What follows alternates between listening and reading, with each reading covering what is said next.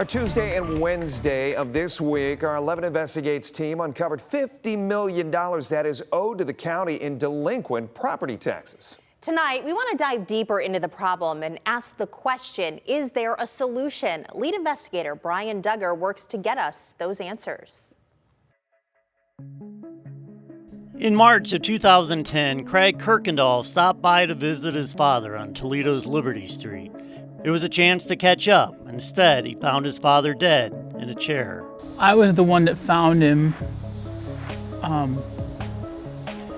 it was really traumatic. He was my best friend, not just my dad. He did not want to lose the memories. He decided to keep his childhood home.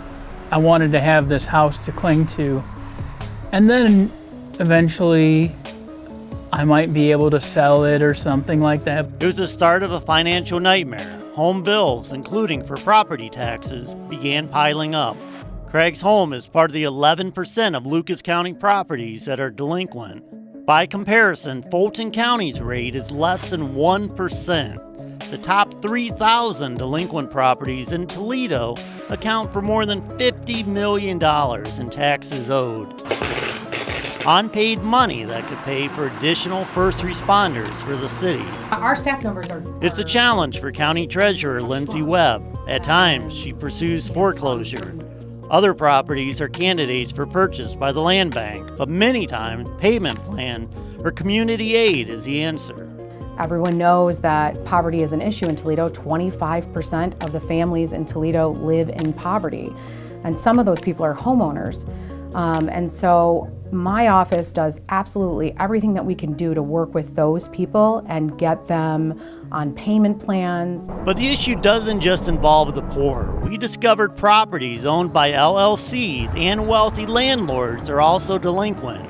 In an advertisement, Babbage Properties touts that it buys homes in any condition and then resells them, leases them, or offers them as rentals.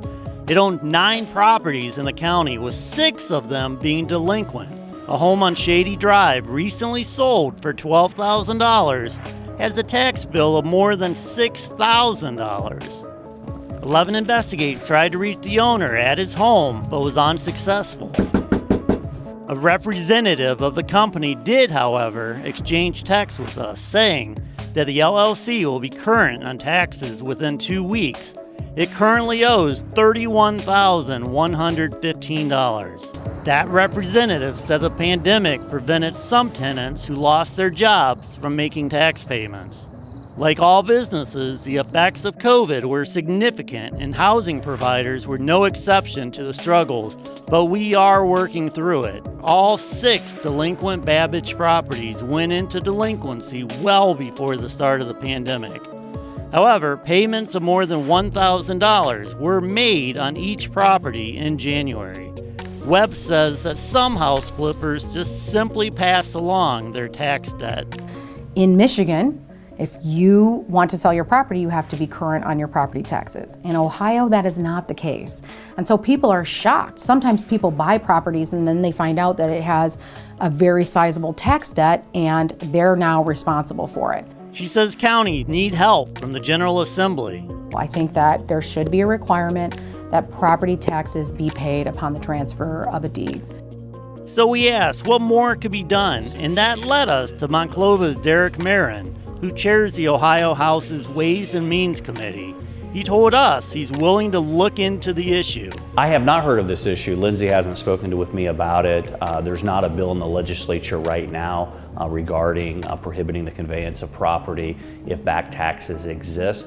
I'm certainly willing to explore that if that would be something that would be helpful to solve a problem. For Kirkendall, home ownership and its responsibilities was not the right choice. It was an emotional decision, and it should have been more practical. He's not joking when he says he should have been given a home ownership competency test. I would have failed it.